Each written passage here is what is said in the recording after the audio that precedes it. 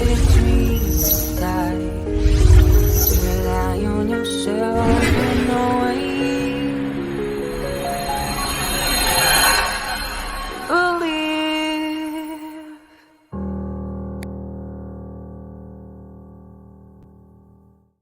Good morning, everybody. Hopefully, everyone had a good night's rest. Yes, I'm wearing a hat again because I didn't feel like combing the hair. I'm going to go through that sometimes. So here I am this morning. Um, we're going to be talking about something that might upset people again, as usual. And I'm apparently becoming quite proficient at it. So let's get to the upsetting of people.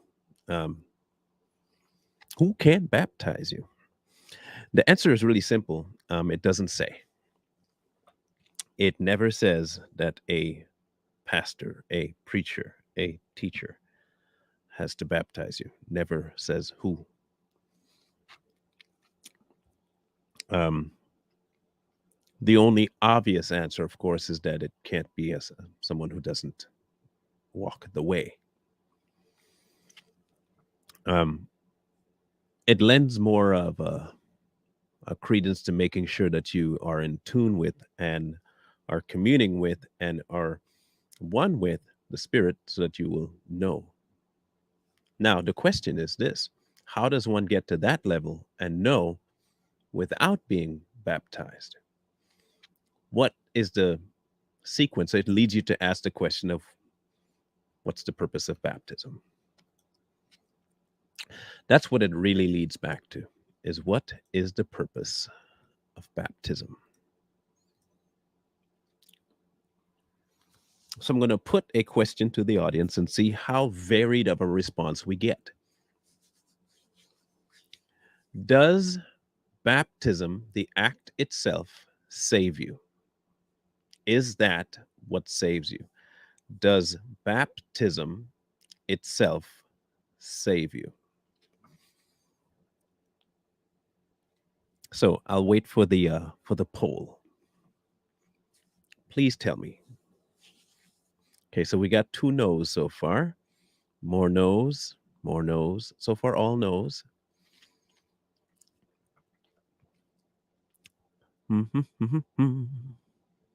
Any other answers beside no?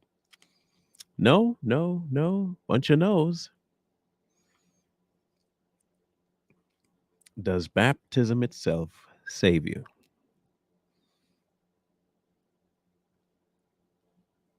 No? Everybody saying no? I don't know why I'm not on Facebook. That's interesting. Let me try and change that.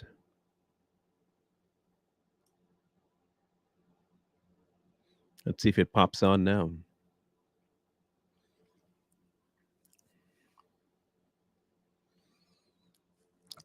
Does baptism itself save you?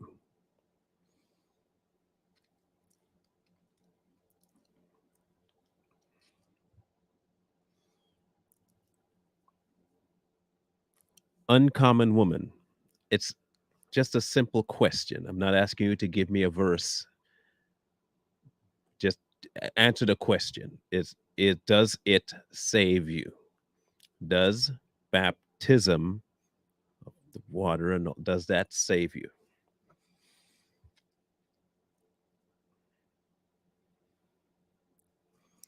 We got one yes.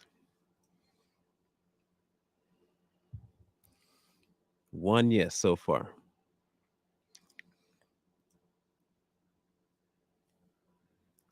No. Okay.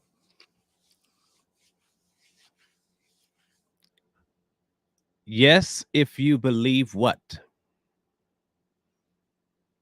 If you believe that baptism saves you, it saves you, or what? This is a very okay. Yes, it saves you, or yes, it saves you if it believes it saves you, or yes, it saves you if you believe that Jesus died.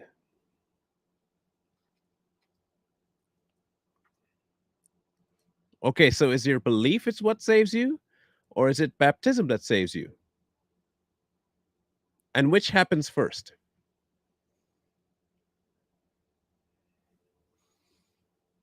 I want to make sure we break this down and analyze it fully before we can go forward.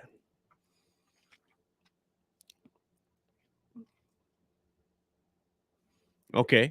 So what so if belief happens first, the belief itself doesn't save you until you baptize. So you can believe, die, and not be baptized and never make it to salvation, is what you're saying?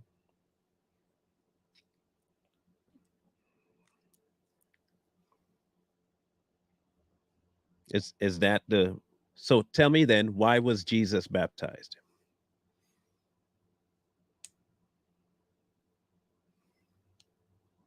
Why was Jesus baptized of John?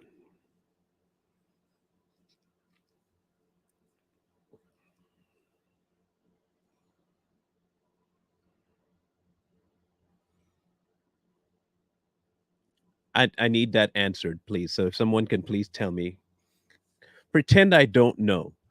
Why did Jesus get baptized? Not only get, he had to be, he said. Why did Jesus get baptized?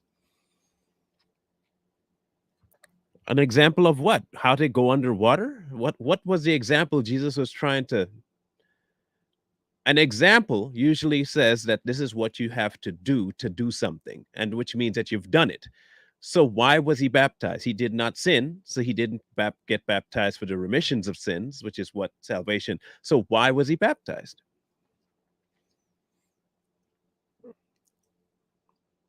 Really, I just believe in a higher power that we need to believe in. Everyone has their own, and there is where you're wrong completely 100 million, thousand billion percent. If that's what you believe, then you have not been saved, and you have no reason to say anything about baptism because you don't know or believe God. So let's just put it as bluntly as I can put it.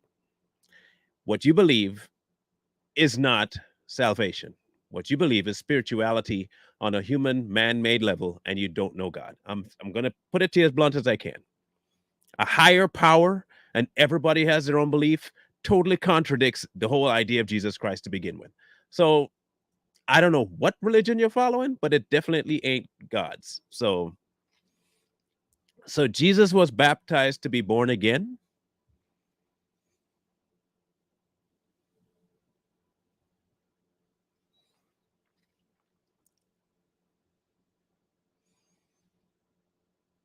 Huh? Huh? Okay, look. No one's answering me as to why Jesus was baptized.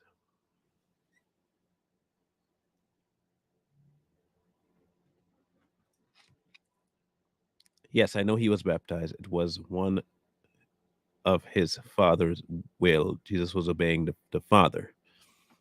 Why did he get baptized?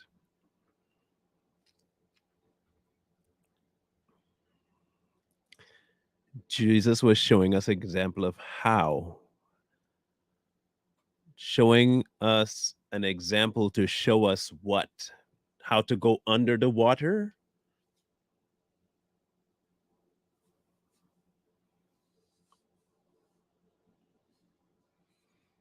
Then don't believe, Barbara.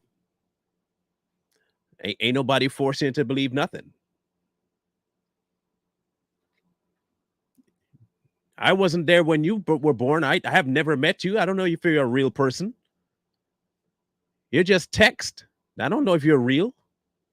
You could be AI. Then don't read the Bible and don't believe it. Then I don't know why you're here. If you are unsure of all that stuff, why are you even here? Like, I don't get people like you. Like, honestly, I don't. Because here's the thing. You say, and who has proof that he was baptized? We were not there. It was written in the Bible, but who truly wrote the Bible? I can't tell you because you don't know. Good for you. Then find a platform where you can find something that you believe. You don't have to believe anything about the Bible or that it was written by men who inspired by God. You don't even have to believe that God exists. You don't have to. But here we do.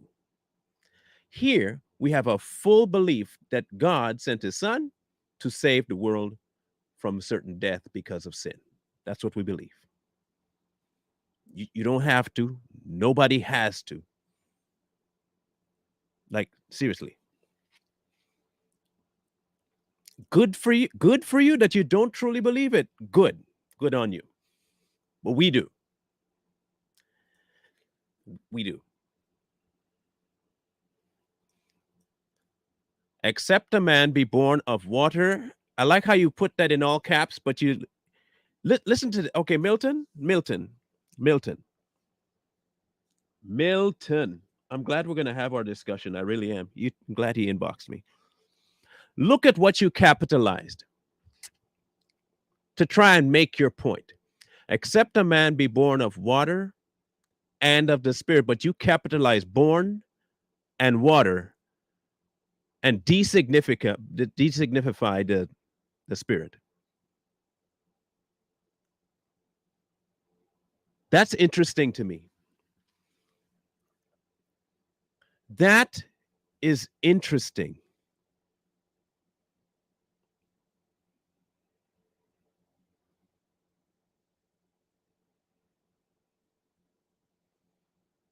That is interesting.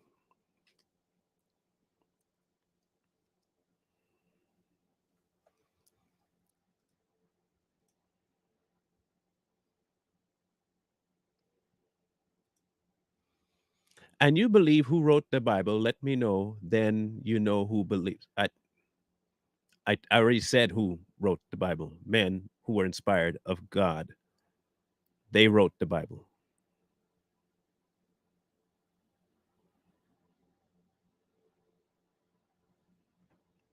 I don't know what else you want me to tell you. That's what I believe. And if you're a spiritualist, go find a spiritualist platform to believe. If nothing being said here identifies with you and there's nothing more for you to learn,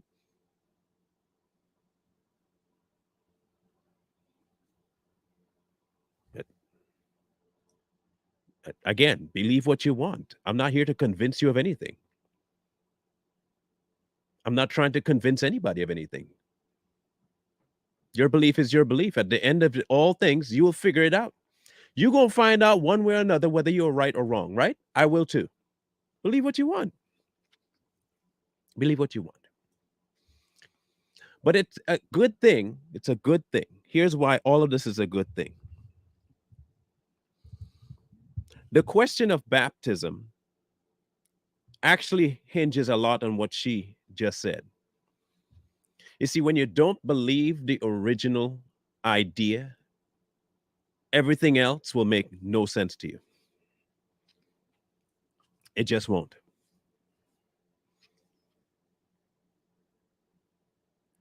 Now, if you genuinely believe that the act of baptism is what saves you, just the act. Remember, my question was, does baptism save you?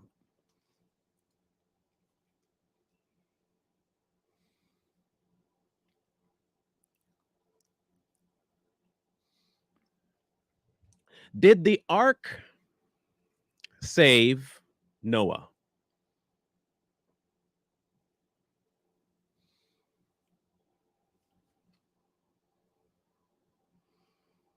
Did the ark save Noah?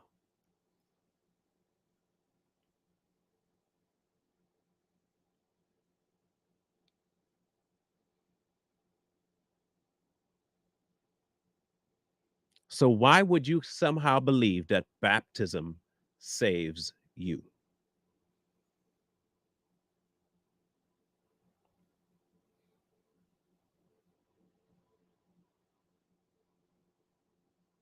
Remember, he did mention Noah as a, remember, that was mentioned.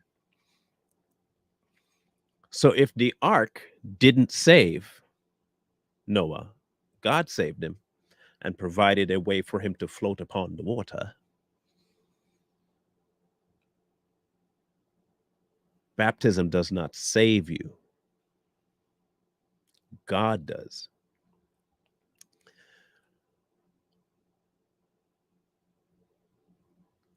There is a Now, mind you, I'm going to make sure I say this because I know people are going to. No, I don't really need to listen to Geno Jennings. Thank you, though. I don't know why I need to listen to Geno Jennings, but okay. Um, there is a level of commitment that you have to give to the walk that you are doing. Okay. We spoke about works yesterday and the source of that work. With salvation, there is a level of proof to your commitment, but the commitment has to happen first.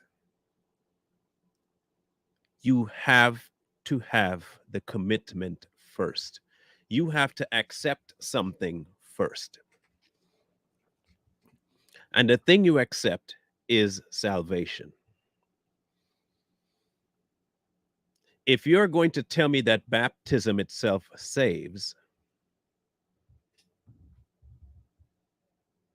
you have to tell me if that happens simultaneously to your belief, prior to, or after. And if it happens prior to your belief, why are you baptizing? If it happens after, what does it really actually save you? And if it happens simultaneously, why take anything before it and say, Father, Son, Holy Ghost, all that stuff that's in about? Why?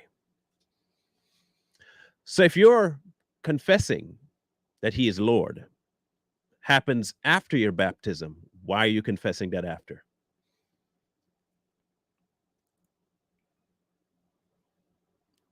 You shouldn't have to do any of that because you've already dictated it in your action of baptism, right? Since the act itself saves you.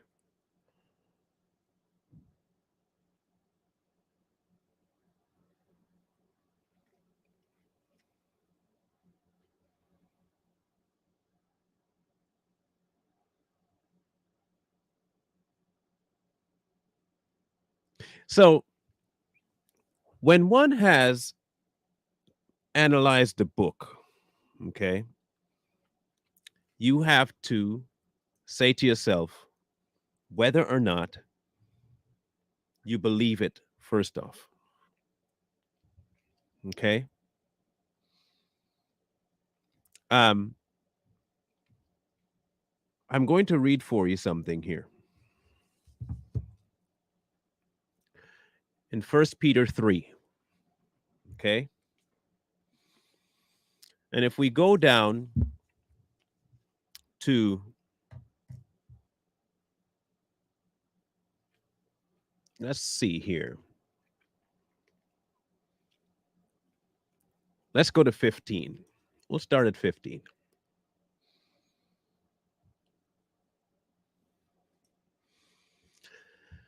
Be set apart to Elohim in your hearts, and always be ready to give an answer to anyone asking you a reason concerning the expectation that is in you with meekness and fear, having a good conscience, so that when they speak against you as doers of evil, those who falsely accuse your good behavior in Messiah shall be ashamed. For it is better, if it is the desire of Elohim, to suffer for doing good than for doing evil. Because even the Messiah once suffered for sins, and righteous for the unrighteous, to bring you to Elohim, having put to death indeed the flesh, but made alive in the spirit, in which also he went and proclaimed unto the spirits in prison, who were disobedient at one time, when the patience of Elohim waited in the days of Noah, while the ark was being prepared, in which a few, that is, 8 beings, were saved through water. Which figure now also saves us, immersion, not the putting away of the filth of the flesh, but the answer for good conscience towards Elohim. Therefore, the resurrection of Messiah, who, having gone to heaven, is at the right hand of Elohim, messengers and authorities and powers having been subjected to him. So, again, then leave. Go listen to Geno Jennings. Go listen to your God. Go. Go listen to the one you worship more. Go ahead. Go just go. I don't know why you have to announce who you like listening to more. Go listen to Geno Jennings. I am not Geno Jennings.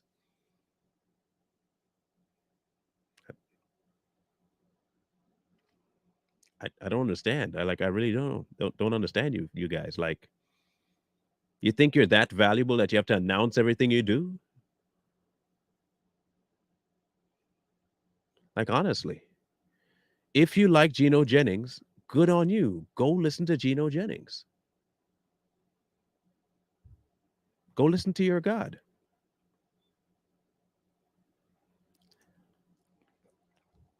Noah and the ark and the water. The water saved Noah. It didn't save the other people that were outside. It took out everybody else because they did not listen. They didn't listen to the warning that was going out from Noah to them, that the pending dangers, the demise that was going to come upon them was indeed coming. They did not listen to the message. They didn't listen to the warning. They did not accept the salvation that they could get on the boat. Destruction was coming. Destruction were coming in the form of water. But to Noah, because of obedience and getting into the thing that he was building by also obedience, is how he was saved. So the water was washing away all the unclean. Okay. Noah was kept safe within the confines of this ship that he built out of obedience.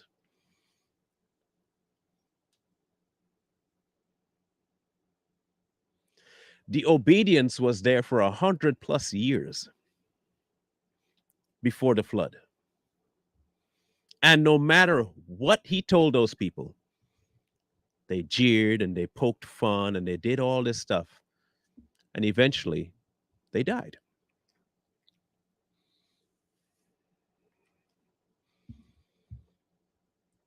The obedience, the adhering to, but it was God's will that saved Noah. God himself saved Noah. He issued to Noah a statement: build the ark. Today, baptism itself does not do the trick. It doesn't. In order for that to have any effect, it has to usher in something outside of the contents of water. And simply going under the water does not save you.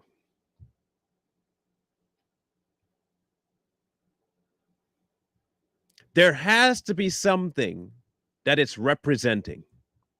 It's representing something that's done outside of that act. You ever heard people say, you just come back up a wet sinner? There are tons of people that go under the water and have nothing They go and wash the dirt off their skin. Just like he says, it's not just the washing of the dirt, there is more. And I keep hearing this question ever since I was a child. I've had this question of people, especially people in the church. And they always used to tell me that's such a dumb question because you're thinking too much about it. Because they placed now the religion I grew up in, and I call it a religion, was the Church of Christ. Okay. And they, just like any other good religion, placed a larger portion of importance on the act of baptism and nothing on the spirit. They were never sealed. They don't believe in the sealing. They don't believe in the spirit work at all. You mention the spirit and you get looked at with a side eye.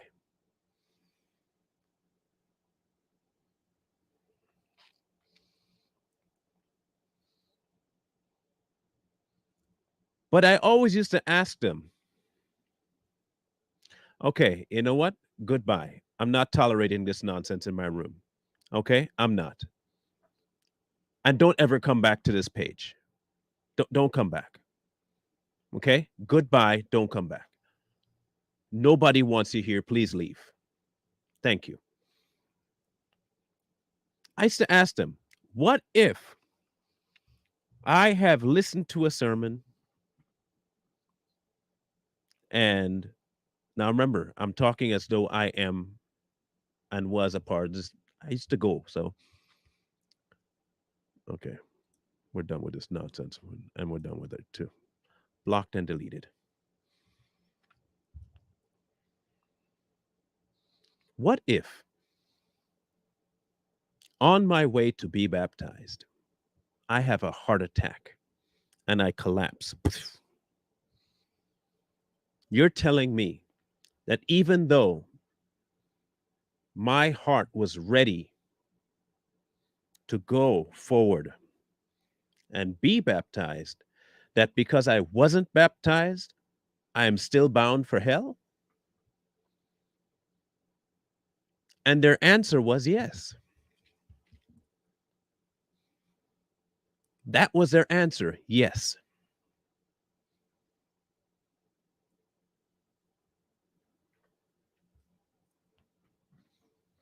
They said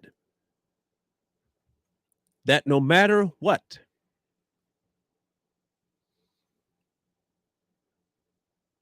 you would be going to hell.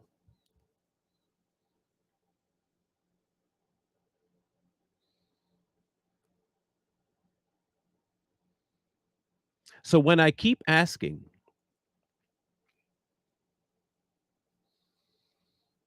where is the change? Is the change in the water or is the change in the heart? Or are you telling me that the water and going under it automatically switches my heart and my spirit? That's what you're telling me takes place in that water. The act itself, going into the water, just going into it, I don't know why you would think that would do it when he clearly says it's not the washing away of dirt. Not just simply going into water saves you. It says it. Not the putting away of the filth of the flesh. There has to be something else that accompanies it. So it can't just be that baptism alone saves you.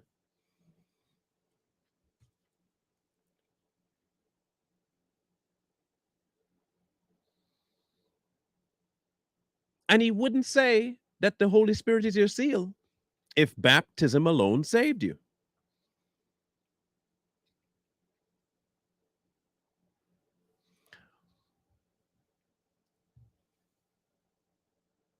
Milton,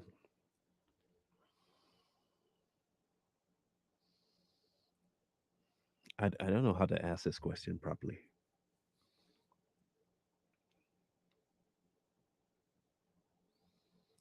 Is salvation in the act of baptism alone.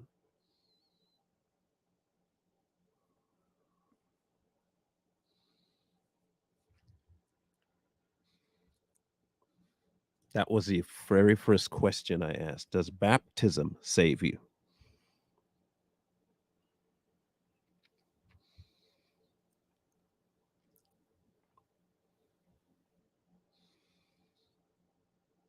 If I were to walk into a building where the church meets and I walk up to the front and people are just being baptized, you're having a baptism session, and I just join the line and I get baptized, am I saved?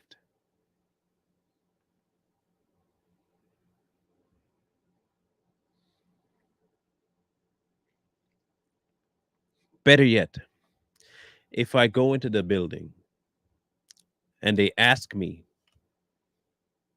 do you believe that Jesus is the Son of God? Yeah, sure. Do you believe he died for your sins? Yeah, sure. And I get baptized, am I saved?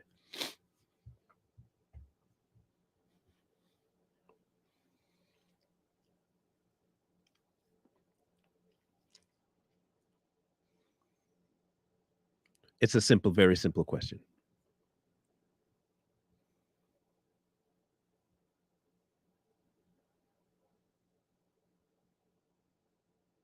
I walk in, let me make it even more profound. I walk in, and before I walked in that building, I was a male prostitute.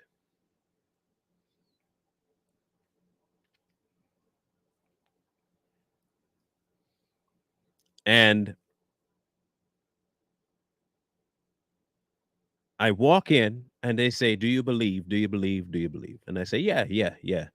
And I get baptized. Am I a saved person walking out? Now, mind you, and then they say, do you repent? Oh, sure, I repent. Sure. I've said everything I need to say in front of everybody. Am I saved?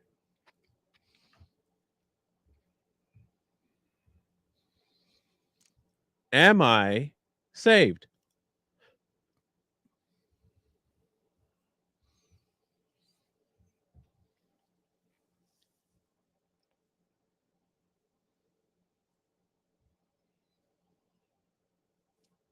I really want an answer to that. And I want it specifically from Milton on this one. Am I saved?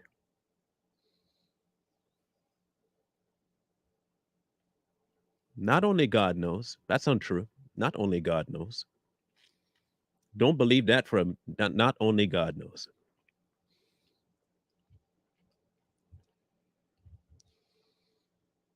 Am I saved? That is all I did. I'm giving you my exact statements. This is what I did. I walked in, they asked me a couple of questions, and in order to get baptized, I have to say yes. So I said yes, and they put me under. Am I saved?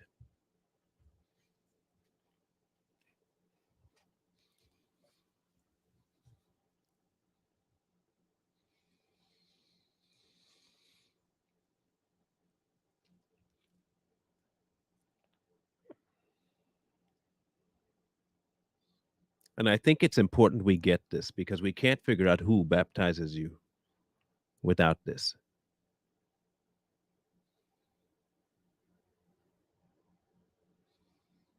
Okay, so someone says no, no, no, no, no. But baptism saves me.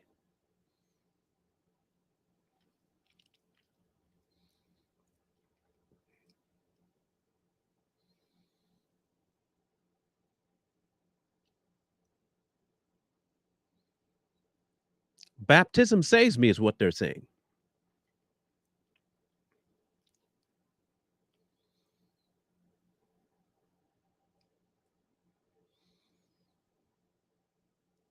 If you're also telling me that it's water and spirit,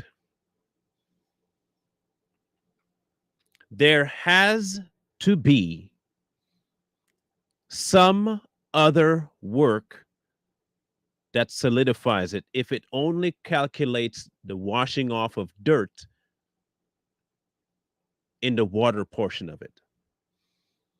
The only disclaimer in the whole process is that it's not just getting wet.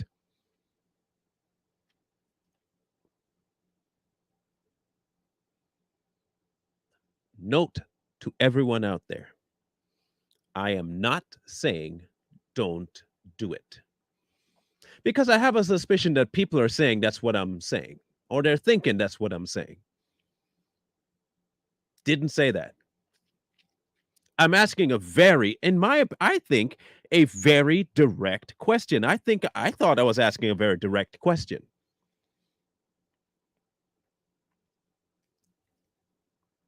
Does the act of baptism save you?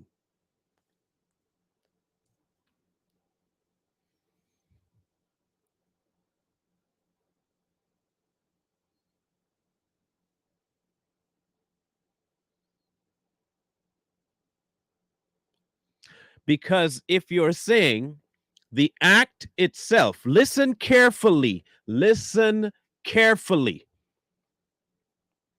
If you are telling me the act itself is what saves you, you are right off the bat negating the cross. I'm sorry to tell you, you are negating the cross.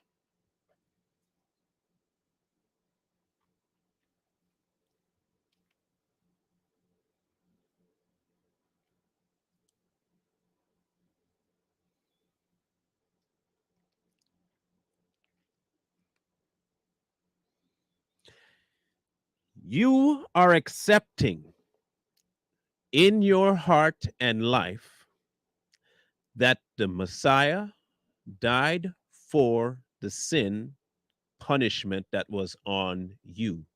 And you've accepted that as a truism. And this is true of what you've done for me. And I accept that and I give myself to that commitment. And just like Noah, I am going to submit myself to that by doing this.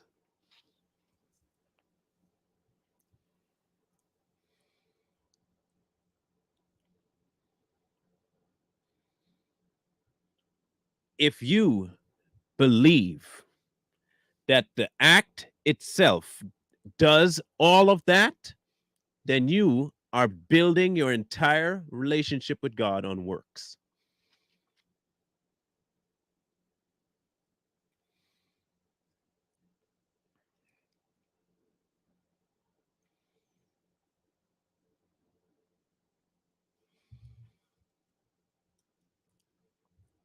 It is the foundation of our faith.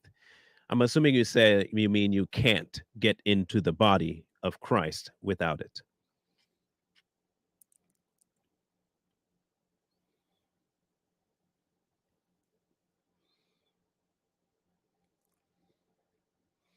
What is a prerequisition of our faith? What's the foundation? What are you talking about?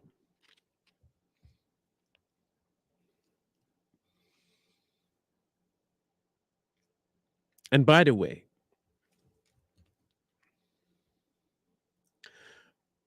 baptism can be done by any believer at all. Any. You don't have to be a pastor.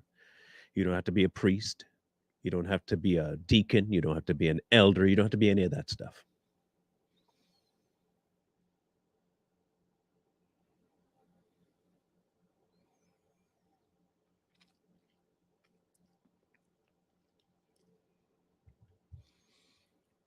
You don't. To answer the question up above,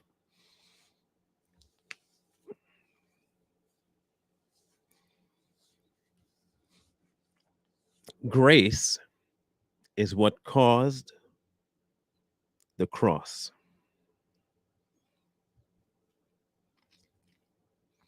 grace is what caused the cross.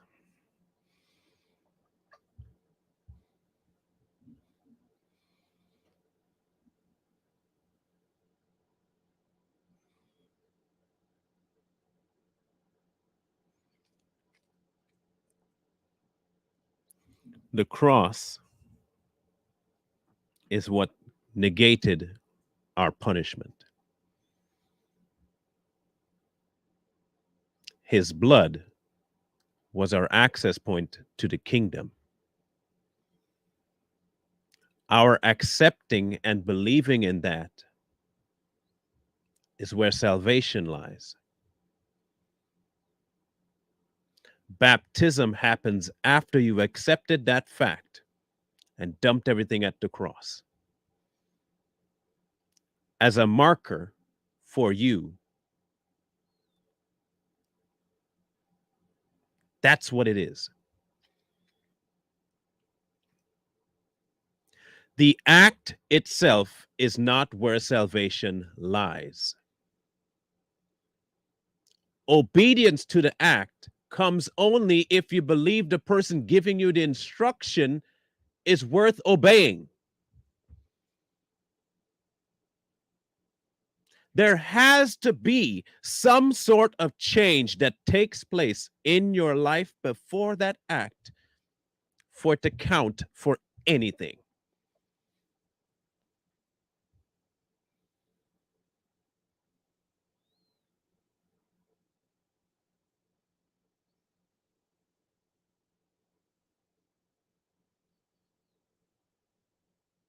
Now, look, I understand that everyone's going to have their own viewpoint about this.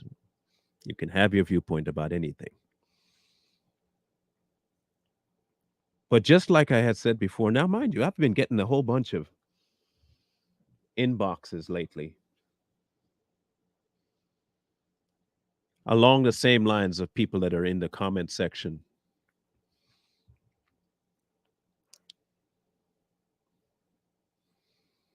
And they always bring up this statement. Every last one of them so far has brought this up. You say you don't sin, and you say this and you say that, yet still you get angry. And you call people names. You're sinning right there. They always go to the so-called anger that I possess.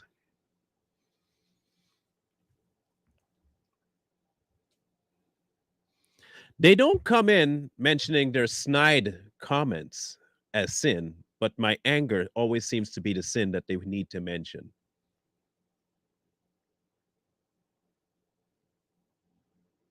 I kind of find that weird.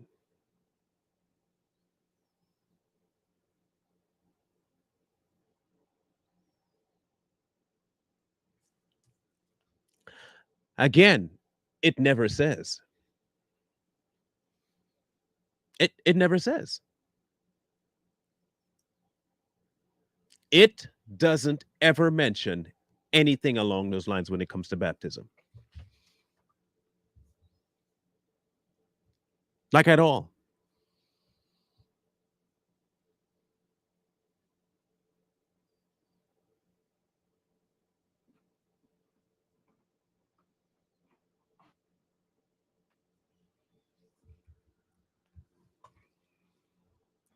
It mentions women and preaching. Mentions something about that. Doesn't mention anything about baptism.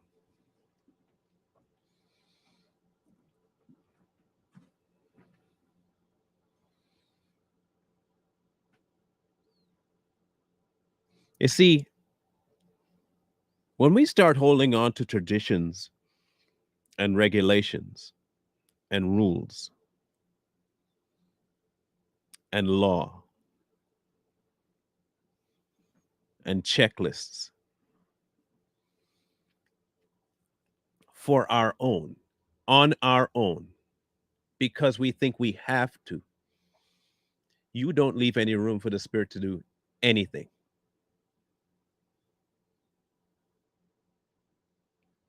You don't leave room for God to do anything.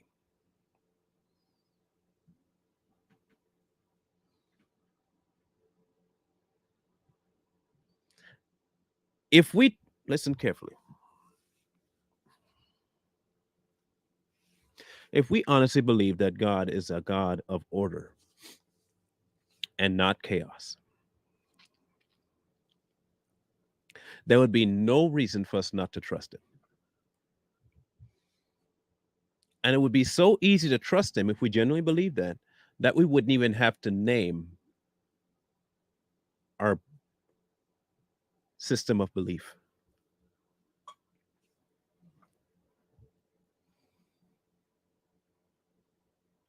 You wouldn't even have to name it.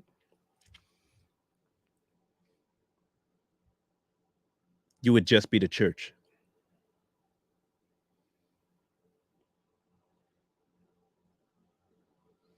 If you honestly, truly, genuinely believed that God is a God of order, you would never need to change anything. You wouldn't have to name it. You wouldn't have to brand it. You wouldn't have to do any of that. He'd do that. You'd allow him to do what he's got to do.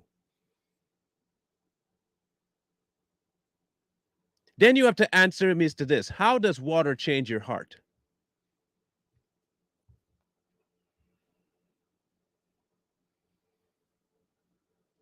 How does water change your heart and actions?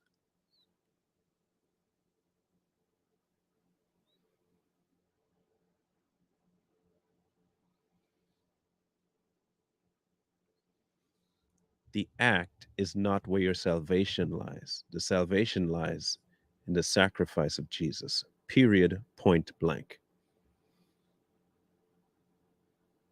Your following obedience based on that knowledge is a whole nother ballgame.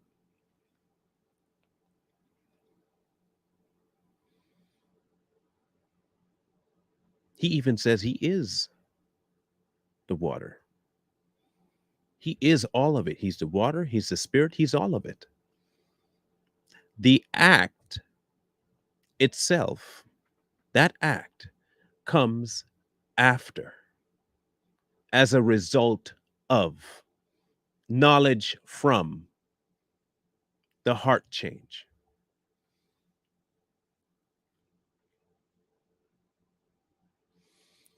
I was baptized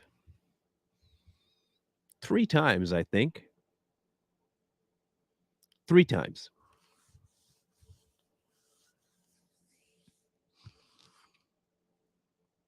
I wasn't saved. I will tell you right now, I wasn't saved. I can tell you exactly why I did it the first time. The first time I got baptized, I was, I think, about 12, 11, somewhere in there. And I did it because people kept telling me that I had to do it. You have to be baptized. But I didn't want anything to do with the baptism thingy. I wasn't of the belief of it. I wasn't fully convinced of anything at 11. This was me. I'm talking about me. I was not convinced of anything. I had more questions than I had answers.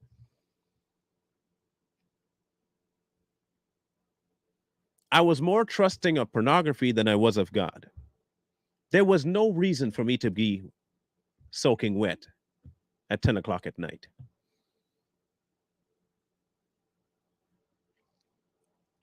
But that's what I did to get people off my back and stop asking me about being baptized. So I did it.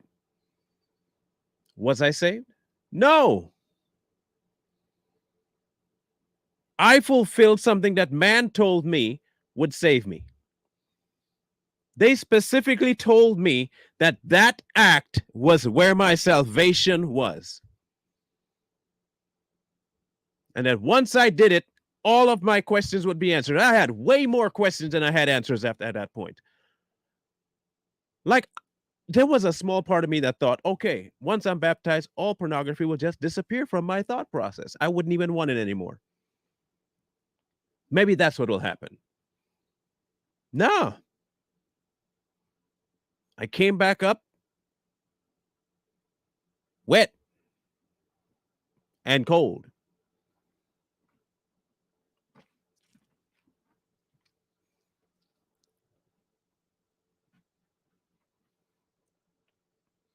Baptism didn't save me. I didn't understand a thing I was doing. I did it because you told me to. Then the next time I did it, this point I remember specifically. I was in a rush of emotions,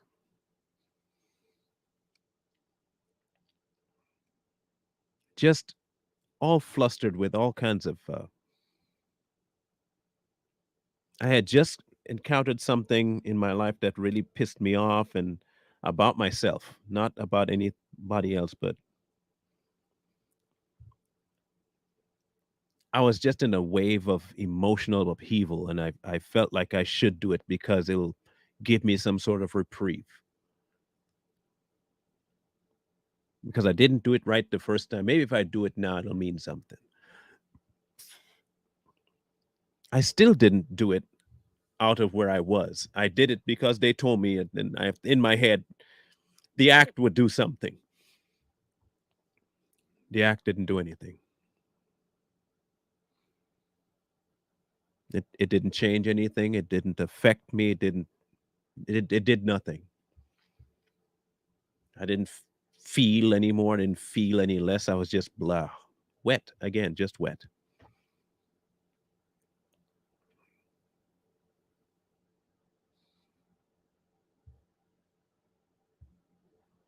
But when he came to me directly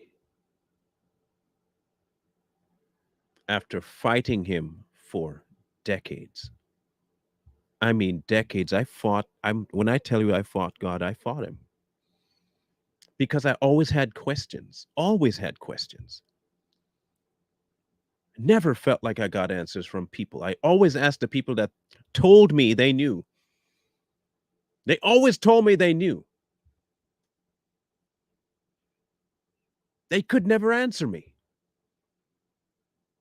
Even when they showed me, be ready to show thyself approved, and be ready to give an answer in season, they couldn't answer any of the questions I had. Not a single one could answer my questions.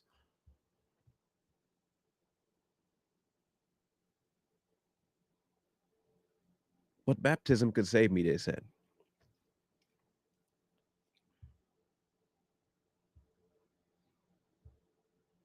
But then I had to have an encounter with him face to face. And I don't mean I saw God, but I had to encounter him. And so I stopped taking my questions to men. I stopped. I stopped taking them. They didn't have answers for me. So I stopped. And I've told you before about my anger session with him that I had, and I blasted it and I told him. And years later, he came back and he spoke directly to my soul. He spoke to me.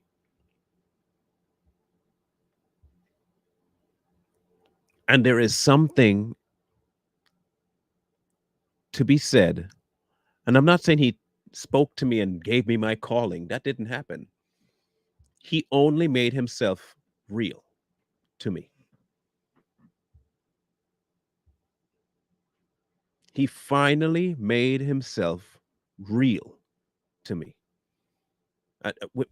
Without pomp, without circumstance, without the have tos and the need tos, and then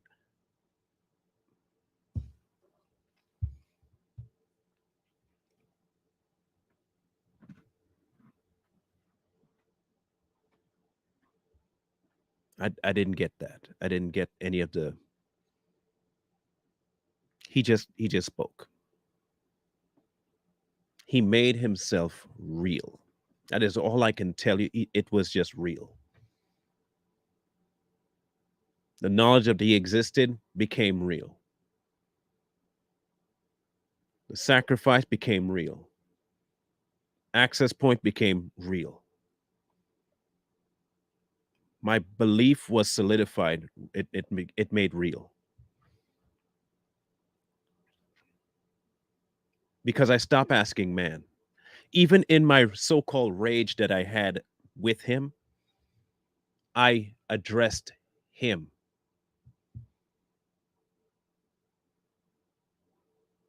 I stopped looking to man for my answers, and he answered.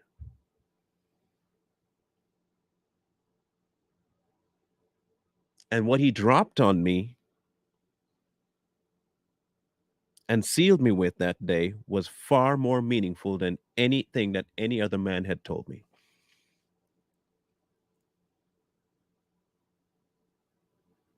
And ever since that point, when people come to me and say, you should listen to this person and you should listen to that person, he's a great teacher, listen to that guy, listen to that guy, I've stopped. I have stopped.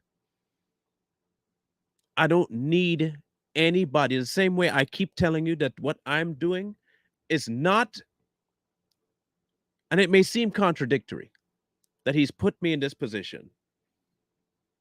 But if you realize something or anything about this platform,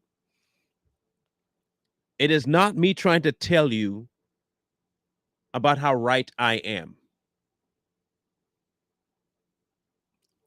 I hope, I hope that you don't ever come to this platform thinking I am telling you how to live. I hope to God that's not what you feel or you get from this. I hope that's not. And if that is, I apologize. I don't want you coming here to revere me as any kind of good preacher, teacher. I hope to God above that's not what you do.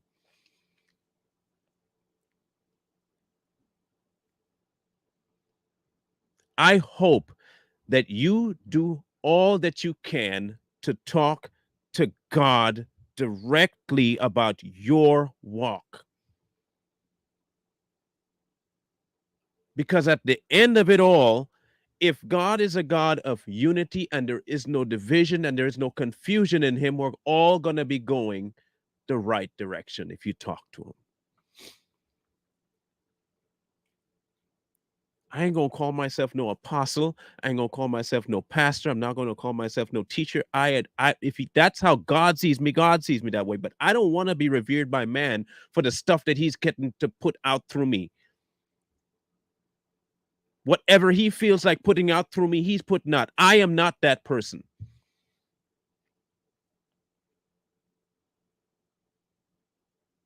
I told you before, I didn't pick this path. I didn't want this path.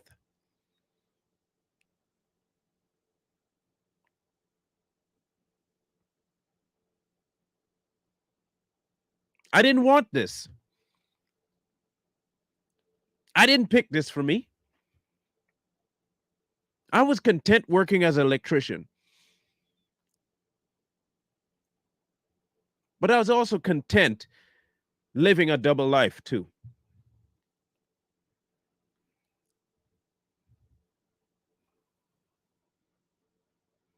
I was content living a double life.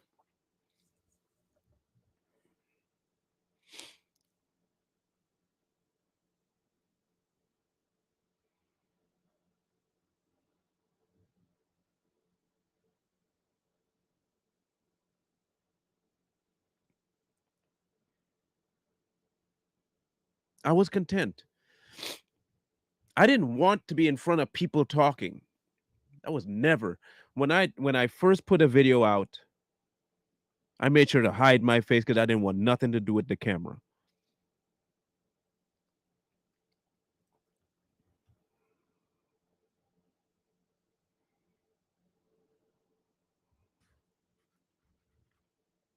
I was Moses for a long time. Man, you can't be sending me to do this. I don't talk. I don't do that. That's not me. I don't even know the word that good, God. What are you sending me to do this for? I don't know nothing about it. I have more questions. I had all the excuses. I had every single excuse you could think of. Heck, you can ask my mom if I was ever this intelligent, as people might say. You could ask my mom.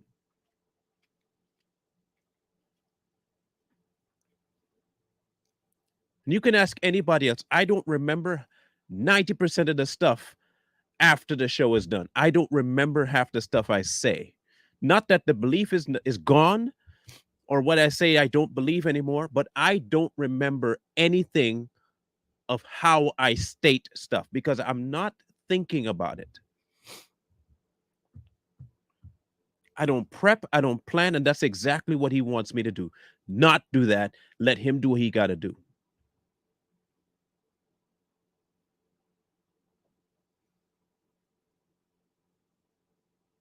God has a very distinct hierarchy. And that hierarchy is this: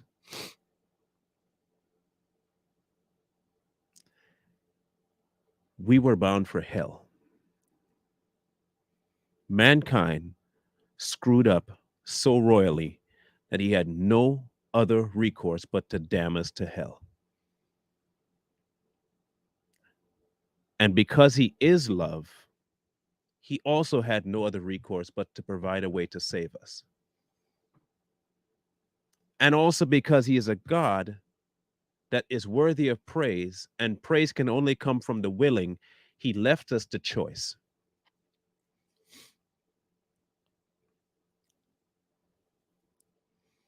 And he gave you the options to either follow or not follow. And in that following, you don't get to decide how you follow. You don't get to decide how far you follow. You don't get to decide how deep you follow. You don't get to decide that. Either you're following him all or not.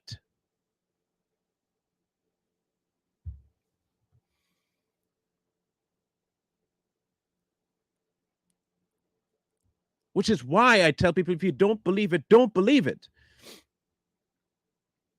The last thing I want people to feel is that I'm forcing anyone to have to believe something. Don't believe it. If what I'm saying makes no sense, then it makes no sense. If you hate it, you hate it. My only request is live like you actually say. If God is crap, then act like he's crap and don't follow him. Don't keep asking people to prove him to you. He's crap, remember? That's what you said. If God doesn't exist, don't keep asking people to prove God exists. He doesn't exist. Live like it.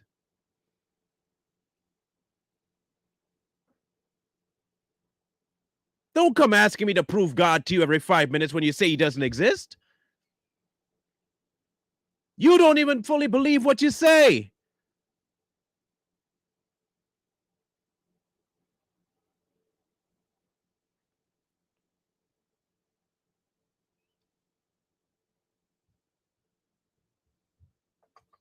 If you believe that baptism is all you need, then go get baptized and live the way you normally live anyway. You're saved.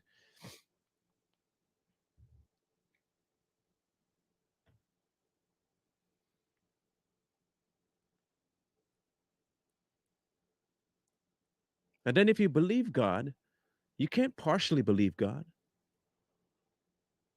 Otherwise, you just don't.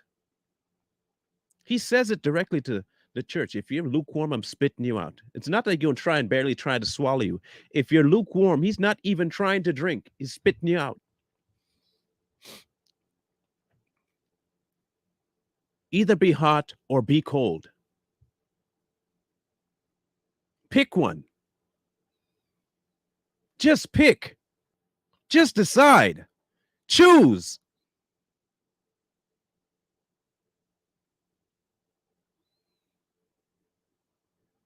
This double life and double standards that you want to walk around the place with is nonsense. Whether you believe you're saved through baptism or you're saved through the Spirit, pick.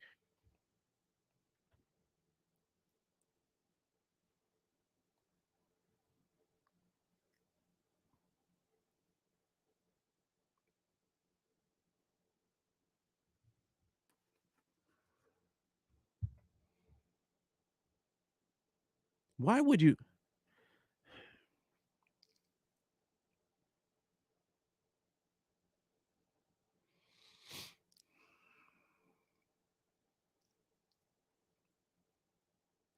Why would you choose to follow God with your word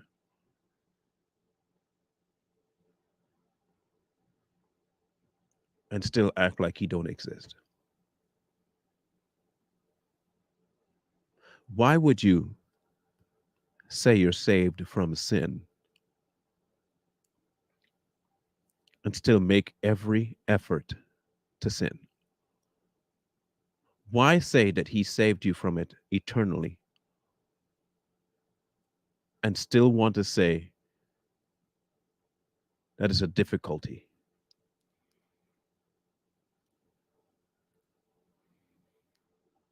Why would you say you saw your state before the ever living God? You said you saw it. You saw who you are. You saw how wretched you were and still keep the cop out of I slip up.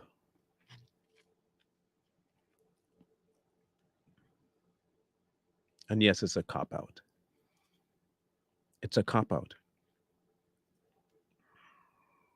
Let me ask you this.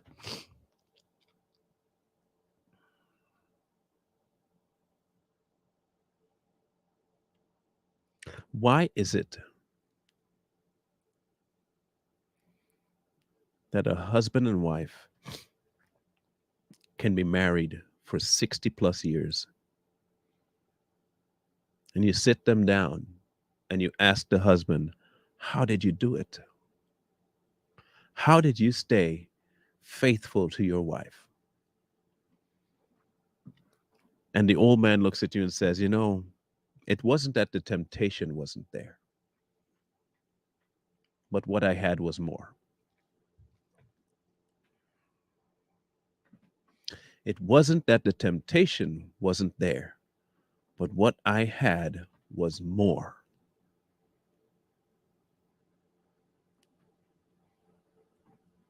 Then you ask the wife, how did you stay faithful? The temptation was there, but what I had was more. We are quick to believe that wow, man, that's amazing. I want to be like that. And we can humanly, tangibly understand that and go for it. But when it comes to God, oh, he understands that I live in the flesh and that I will fall. Oh, he understands.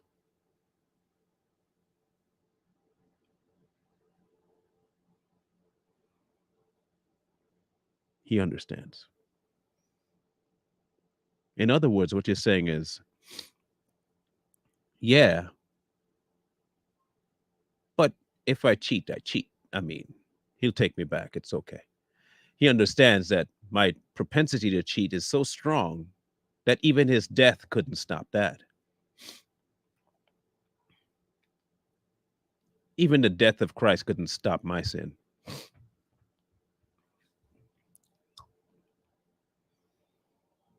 I mean, yeah, he went down to Hades and took the keys of death and conquered it, but that still couldn't stop me.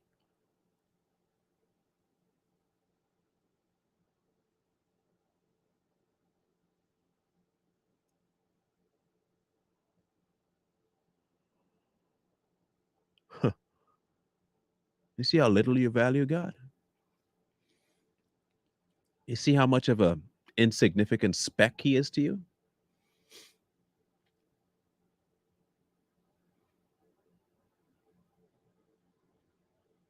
We're quick to value marriage of a long-lasting couple and revere them and say, I want to be like that. And we ask them for the advice and we follow their advice and we do what they say and say, yeah, it's possible. But for God, he understands.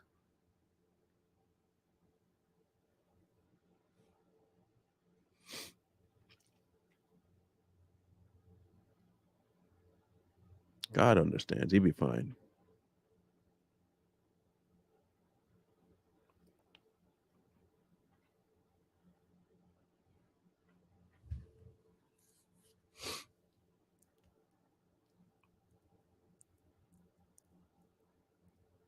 I don't know how we got to this place. I don't know.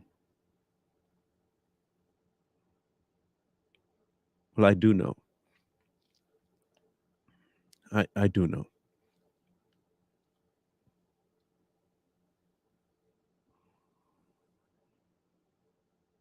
I know exactly how we got here.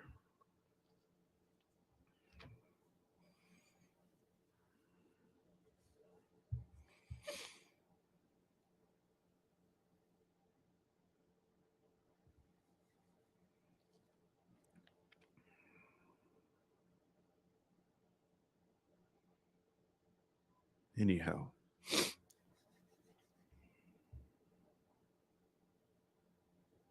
listen,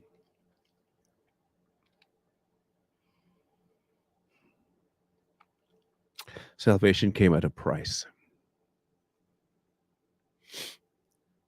a very hefty price. The kind of price that no matter what you could do in life, it would never be paid for by you. And your salvation will never be earned by you by an act. You have to be slayed.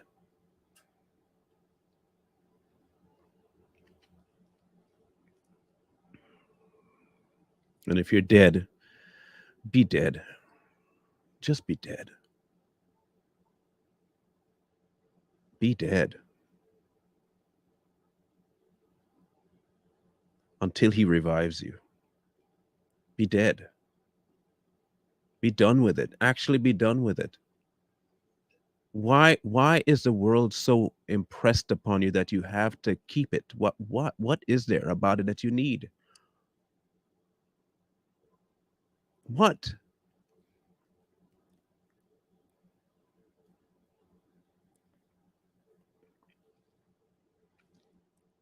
Like I don't get it, bro.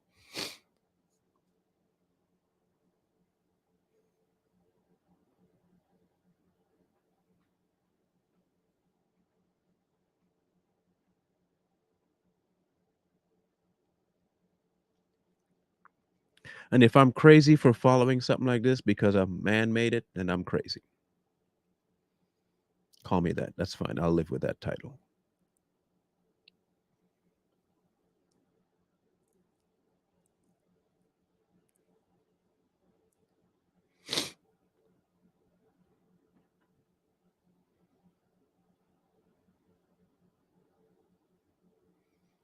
But understand this.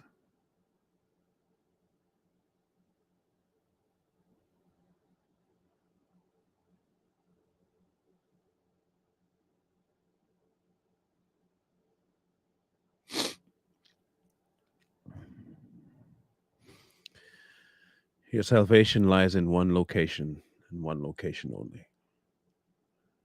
That's in Christ.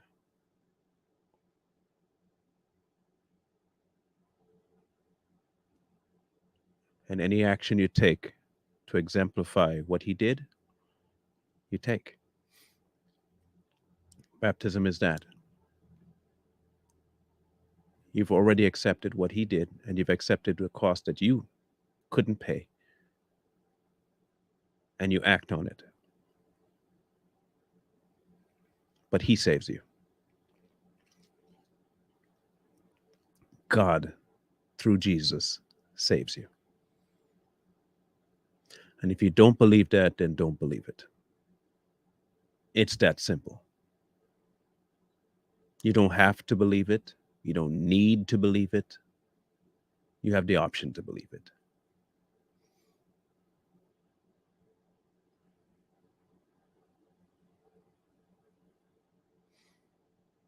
You don't have to follow God. You don't need to follow God. Heck, you don't need to behave. You don't need to not sin. You don't need to.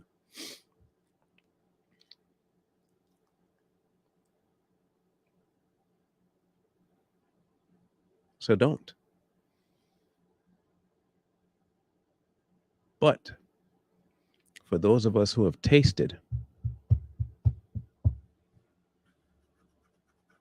then you'll understand why I get the way I get.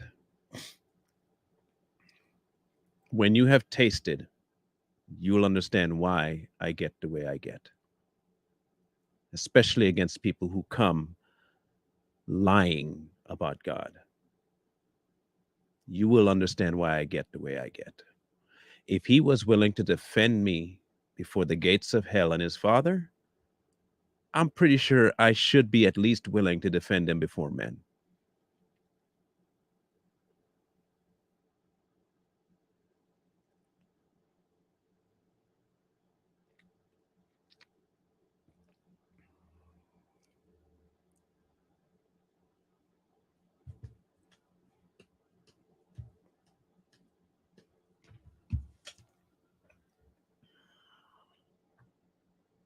I better be able to do that.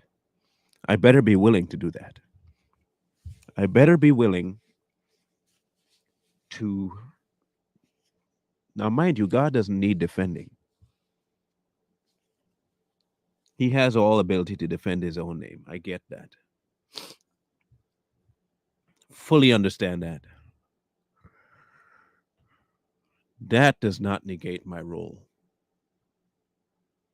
He said it. If you deny me before men, I'll deny you before my Father.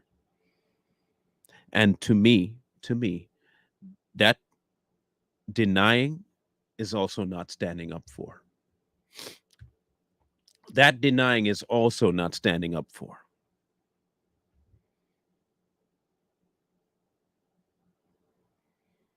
And I'm not willing to risk that. While I'm not trying to convince you, I'm also not going to just allow you to say anything you want willy nilly. I will, at all costs, speak what I know to be true about the God that saved me. Whether you believe it or not, whether you like it or not, whether you agree with the method or not, I don't care because you don't have the kind of pull you think you have over me. You don't have any of the power that you think you have over me. You don't have the right to tell me how I'm supposed to defend my God. And for sure, you don't have the power to save me. You are not the one I'm going to have to answer to at the end of my life. You're not the one with the pen in your hand with the book of life in it. And you're for sure not the lamb with the keys. You're not that person. You are the last person I fear.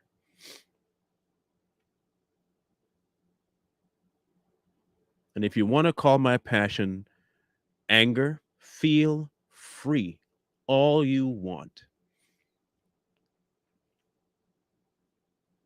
Call it whatever you feel like to make yourself feel like you did something. But I'll tell you this right now, I'm not doing this for anybody else. I'm not doing it for people in the audience. I'm not doing it for people who would call me or I call fans. I'm not even doing it for you. I'm doing it for the one person that called me to do this. And I want you who are out there who say you follow God to do it for the same reasons for Him. For Him.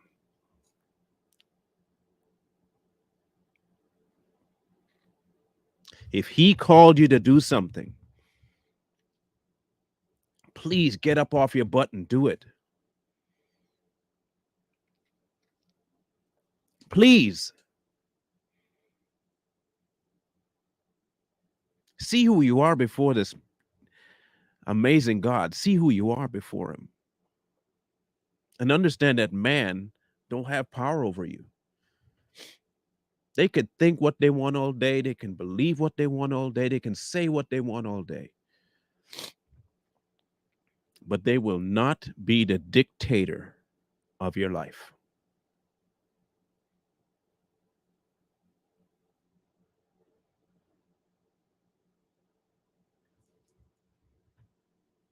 And I did not say that.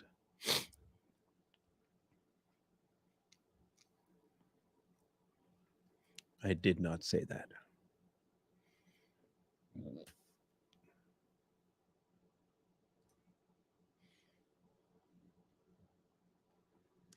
It says it's part of the process. I'm just trying to show you where in that process it lies. That's all. Just need you to see where in the process it lies.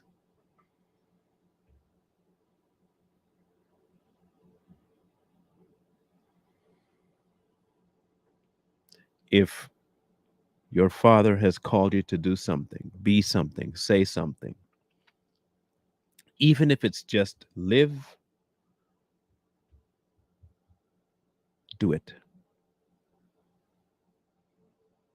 Because either he's worth it or he's not. And if he's not worth it, quit now.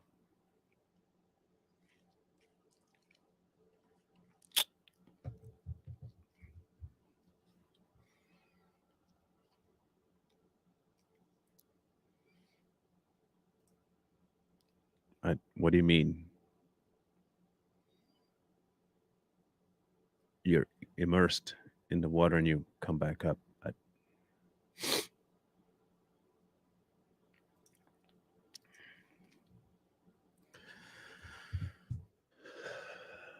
Um, Tomorrow is the first, and we are talking about Judas tomorrow.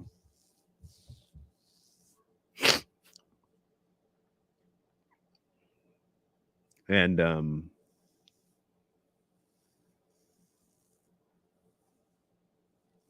Judas is an interesting character.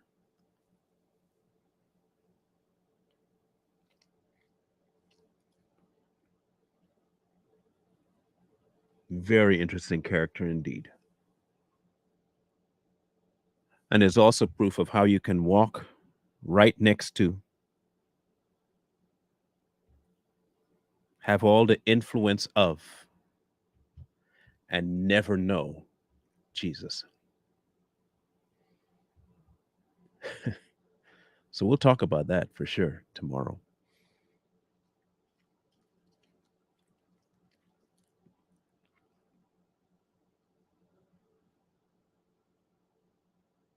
Love you guys. I really do. Really mean it.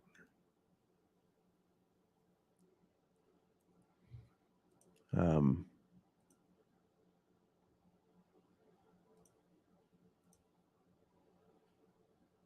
Again, finally, anything you hear me say,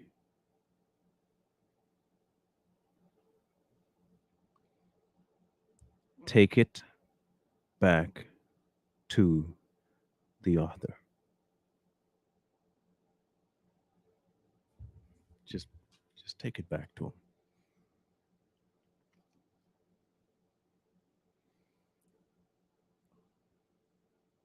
He's the one. He's the one that's going to save you. He's the one that's going to preserve your life. He's the one that's going to replace your life. He's the one, not man. He's the one. There's only unity in one location, and that position never changes. It doesn't move because of men's whims. It doesn't move, it stays.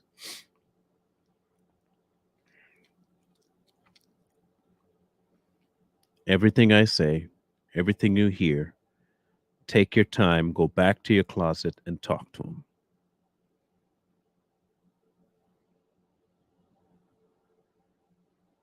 Don't depend on men. Don't depend on your pastor. Don't depend on your deacon, your priest.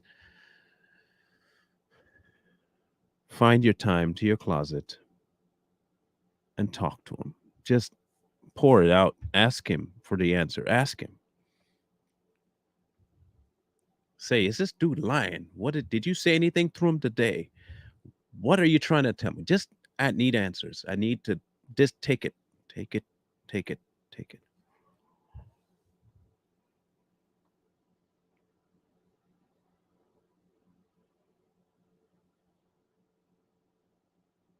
He has the answer anyway.